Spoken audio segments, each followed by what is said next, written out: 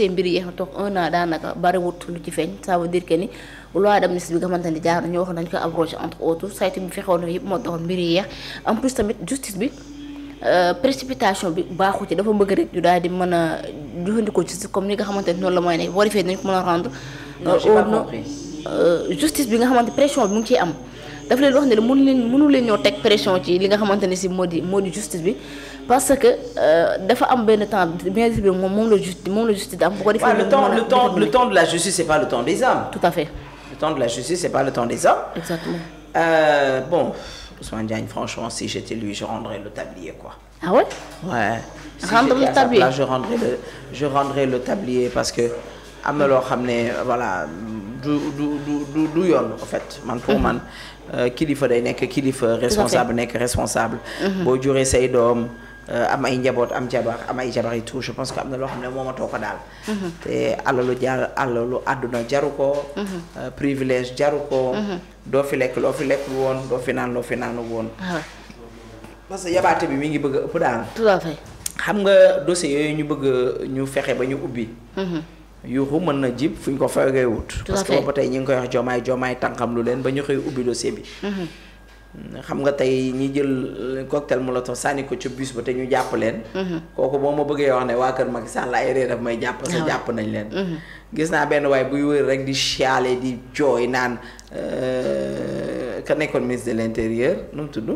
Antoine Diome moo ko def lii Pape Malick Ndour ko torturé. Abdoulaye Touré.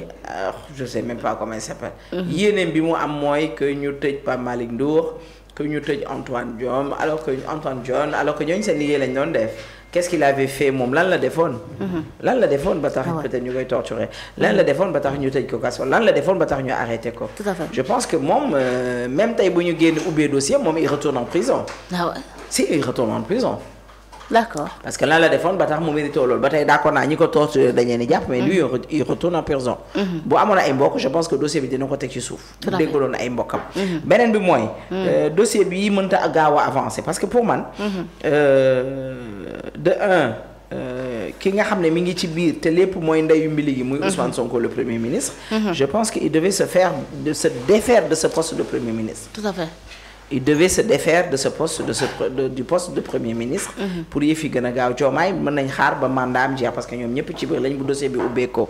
Il y a des gens ils sont nommés ministres ils sont dans le dossier est-ce qu'ils vont se défaire. Ah ouais. Et je pense que ci remaniement bi du moment que on a ouvert le dossier. ce sont des ministres yoo xam ne ils doivent se défaire du dossier quand même. non dañoo war a summi mbubu. Tout à fait. mbubu ministre bi ñu yor. ministre bi ñu doon. haute cour de justice lañ leen di yóbbu député bi ñu doon non bi problème yi bi affaire yi di am ils étaient pas des ministres. kon mënuñu leen a yóbbu haute cour de justice. Ok. Maintenant on veut faire une enquête solide. bu jaar yoon. bu jub. bu honnête. tous les gens qui étaient de Pastef. qui étaient dans cette organisation là. doivent passer là-bas. Tout à fait. Si on se rappelle bien. ñu bëri jàppoon nañ leen ndax lu mel noonu. Ousmane Sonko premier ministre li ma la wax léegi moom dafa war a dindi mbaaraalu truc son mbaaraalu kiraay bi. non pas mbaaral en tant que premier ministre dafa ko war a dindi benn. benn bi ñoom defoon nañ li waraloon mu génn di xas les magistrats. Tout à fait. mooy son rabat d'arrêt pas le rabat d'arrêt sax moom nee woon na am na non-lieu. non-lieu bi nan la ko amee. est-ce qu'on a fait des enquêtes jànguñu loo amee dañuy waxtaan ak ay nit yoo xam lu wax. Tout à fait. non-lieu bi nan la ko amee. est-ce que il a demandé on a fait une enquête sérieuse. parce que non-lieu bi day daal di ànd ak enquête bi ñu ubbi. kon non-lieu boobu dañ koy daal di annuler déjà. normalement. à non-lieu boobu dañ koy annuler et man ci li ma jot a xam je pense que le président ne peut pas être jugé en étant en fonction. Si. Et ils ont bafoué tout cela. Tout à fait. En faisant ce non-lieu là. Au même moment ce qui montre aussi manque d'honnêteté envers ces gens-là. Au même moment où le premier ministre di fëgg dënn biir Assemblée nationale. di toog ne man Ousmane Sonko ak ñi ma àndal ñu ne voulons pas de cette loi d'amnistie. on va l'abroger wala on va l'annuler au même moment Ousmane Sonko a en main avait déjà son non-lieu. Il avait déjà son non-lieu au moment de ces dires-là. Quelle malhonnêteté. Au moment de ces dires-là, au moment où il traitait des honnêtes citoyens, des députés, des honorables députés, qui ne sont pas des déshonorables députés, au même moment où il traitait des anciens ministres de n'importe quoi, il voulait nous dire gros mots. di leen wax ne yéen da ngeen a war a raser mur yi. nekkete boobu moom moo waroon a raser mur yi. Ah ouais. Nekkete comme dans ses habitudes. Ousmane Sonko, Premier ministre, faisait du cinéma à l'Assemblée nationale. Encore une fois, il faisait son populisme à l'Assemblée nationale. Comme dans ses habitudes. Ah ouais. Non, en fait, il y a des choses, des fois, si ils disent ou ils votent avec moi, ou ils ànd moom, est-ce qu'ils réfléchissent ou ils khalat? Une personne qui te dit qu'on n'a pas besoin de cette loi. Mais moi, je ne l'ai jamais cru. Je ne l'ai jamais cru. Pourquoi? Ils avaient largement le temps d'annuler cette loi d'amnistie. Tout à fait. Je bin ko voté avant les élections. Ils avaient 6 jours ou 5 jours pour dougal le recours. Tout à fait. Dougal ñu recours. Soi-disant, buñ ko dougalé, kenn do accepter recours bi. Qu'est-ce qu'on en a ciré que dañ ko accepter wala duñ ko accepter? Dougal leen rek ngeen xol. Mais qui dirait consent? Mais bien sûr. Bi gëna graw. Ku leen xam ne ñoom noppi wuñu. Ku leen xam ne ñoom réglé wuñu. Bi ñuy dugal bi ñuy defar loi d'amnistie bi dañ ne lu ñu wax dañuy neutre. Dañuy abstenir.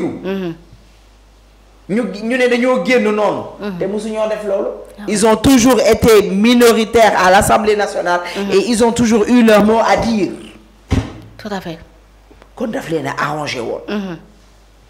Toujours dans leur fausseté, toujours dans leur manipulation, toujours dans leur populisme. Ah ouais.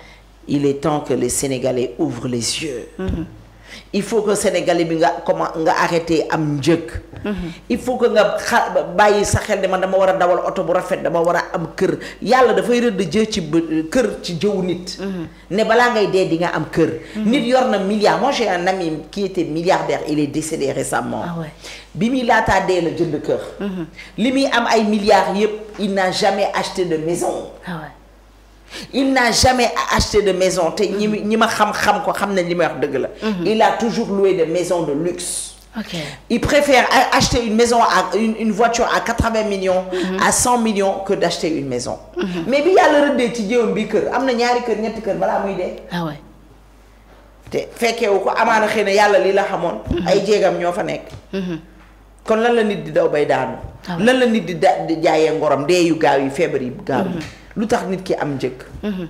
Nañu delloo si suñu xel. xam ne lu yàlla tudd ci sa jëbi balaa ngaa dee am ko.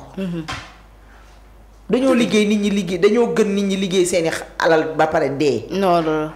ah dañoo gën sama xarit bi ma sekk ci am mi dee barki dee bàyyi fi lu ne. ah dañoo gën Fanta Sall mii dee nekkoon fi honorable député def dëkkam lu ne. waa dëkkam a ngay jooy ñu ngi koy jaale waat sénégalais yépp dañoo gën ñooñu.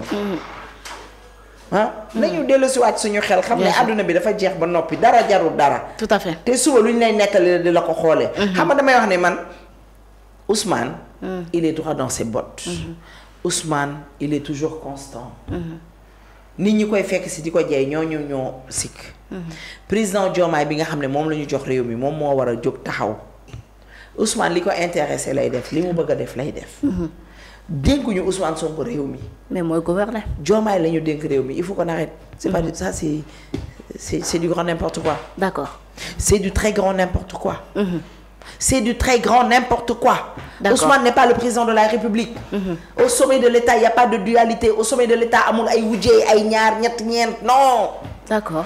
Il y a qu'un seul fauteuil, c'est le président de la République na ko matee. Tout à fait. li fi xew na jeex. man damay dem ba ci yàgg ma ne Diomaye qu'est-ce qu'il a. moom ma qu'est-ce qu'il a mais dama ne qu'est-ce qu'il a. man na ci réew mi de moom.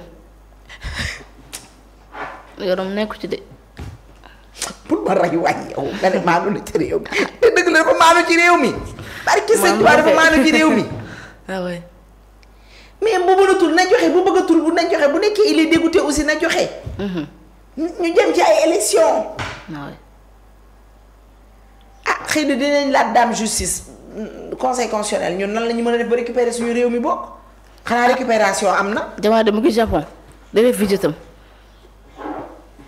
Au moment où il est au Japon, au moment où il tweet pour féliciter Abass Fall, le nouveau maire de Dakar. waxuma la Dakar est sous les eaux mais le Sénégal est sous les eaux. Tout à fait. Casamance gis nañ fa ñaata xale fa. ni de plan d'urgence ni de plan d'aide. plan Orsec dara lekk ndimbal dara. mais attends qu'est-ce qui se passe. lu ne fàng kenn du ko jeex. Diomaye n'a pas tweeté pour masawu qui que ce soit gisoo nga ma ko man su amee nañ ñu ko génneel jox ñu ko léegi. il n'y en a pas. su amee nañ ñu génne léegi wan ñu fu Diomaye tweeté. masawu sénégalais yi nga xam ne ils sont sous les eaux. tout à fait. ndox mi dafa muur Sénégal. boo duggee Touba sa àdduna tukki. te dañoo am ndox yu garaaw. xam nga ndox mi lu tax mu garaaw. ndox mi du den ren du deñ déwén. non du den déwén jéeg. Touba nga dëkk xam nga li may wax. soo demee Caaroy. verte verte yi day ñëw. nit ñi di xuus si biir verte verte yi. xale yi inconscient di focc verte verte yi. waaw lu muy jur. feebar. xale yi deewati mortalité yi ñëwati. tout à fait. taux yi ñëwati. nit ñi deewati. jusqu'à quand. Ah oui. C'est ça qu'ils avaient promis aux Sénégalais. non. C'est ça qu'ils avaient promis aux Sénégalais. non. nga dem Pikine da ngay fekk muy def ay sayaan. image Cheikh Tidiane Dièye bi duñ ñu ko tegal fii ñu gis ko nga xam Cheikh Tidiane nu mu def ci nawet bi na toog fa moom ministre de l'hydraulique nga gis Cheikh Tidiane lu mu wax lu ko xale waxal ci nawet bi ñooñu moom xam naa ne waa APR ñoo def loolu moom liggéeyu xale APR yow ñun amuñu temps. non loolu moom liggéeyu xale APR la li moom boo ko gisee di nga xam bilaay amuñu temps. di nga xam ni yéen la lii moom lii boo ko gisee di nga xam ni yéen la. lu tax ngeen jiñ ko xale APR yi. lii moom xam nga ko sa wujj sangu doo set. lii moom ñun amuñu seen temps on n'a pas leur temps. lii moom bu dul waa APR xamu ñu mu doon. image bi est-ce que xam nga maa ngi koy romb te musuma xam ne kii la est-ce que xam nga lii maa ngi koy romb te musuma xam ne moom mii la est-ce que xam nga loolu. mais mën naa am lii du montage. ah nuróo nañu daal. non lii du montage xam naa dafa demoon benn dëkk ci dëkk àll yi rek toog. amatuma pexe ci sama nawet bi. non dafa mës a am pexe parce que ñàkk pexe weesul nga toog nga ne nawet bi du suñu nawet. xam nga kon kooku déjà. amoo kii déjà yow moom amoo lii. koo xam ne dafa toog ne nawet bi du sama nawet. kooku moom amuloo wax. moom dafa toog ne nawet bi du nawetam carrément la wax ne nawet bi du nawetam wala waxul loolu. waaw loolu la nawet bee du woon nawetam. du suñu nawet. xam nga li ma lay wax ci son excellence le président Macky Sall ne dafa am ñaanu waajur. bu góor a bu jigéen. am ñaanu ay mbokkam. am ñaanu yàlla. yàlla bëggal ko boppam sàmmal ko boppam téel ko boppam. Ousmane dafa dem Touba. bi mu demee Touba mu fii forage yooyu nekk nga xam ne son excellence le président Macky Sall moo ko fa tegoon. mu taxaw di bàkku. ne ren nawet bi du fii du taa ndox du am inondation jeex na biir Touba naa tu te rappelles. yëpp sëñ Touba nag yëpp goo xam ne nekkoon nag ay école daf fee war a am. te def naa loolu da nga ci war a waxtaan ak sëñ bi mais du looy wax ci kaw ak ci devant ay caméra. non là c'est des mots populistes rek. voilà.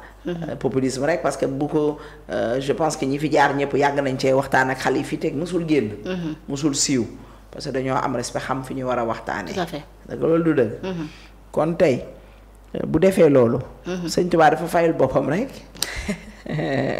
Macky Sall it yàlla fayul ko rek. benn waar de. dafa wane ginnaaw rek matul ñetti waxtu ndox mi ñëw. ah ouais même jour fees foofu yëpp. c'est le même jour. non ci même jour dama ne la yàlla tey jii tool Pedro la def jean def chemise taxaw ci feu rouge bi. nga def léegi mu def léegi. tout à fait amul dem ñëw chercher de midi à 14h. ah ouais. dafa taxawal wax Macky Sall li mu ko waxal. su amoon gis-gis dina bàyyi yàbbi Macky Sall ci gémminam wax la mu ko waxal sosal ko la mu ko sosal. dugg ci waa kër sëñ Touba yi génn. dugg biir Touba génnaat yàlla ne ko kaay ma wan la sa bopp. foofu noonu mu demoon yëf yee bassin kii ba sax toj na yëf yee yàqu na. ah ouais.